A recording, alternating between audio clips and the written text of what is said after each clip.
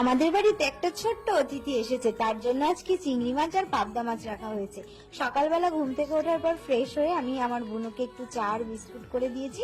বুনু এই চা আর বিস্কুটটা খেয়ে নেবে। তারপরে ভাই নিয়ে এসেছিল বাজার থেকে পরোটা, যেটা ভীষণ টেস্টি পাওয়া যায় আমাদের মাঝের গ্রামে। তো পরোটা দিয়ে সকালবেলার ব্রেকফাস্টটা আমরা সেরেছি, আর এরপর রান্না বান্না শুরু হবে। চলো কি রান্না করি আজ তোমাদেরকে দেখাই সবটা।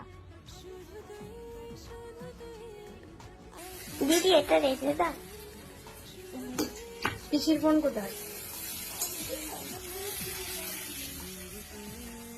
খুব মজা হবে, পাবদা মাছ খাবো।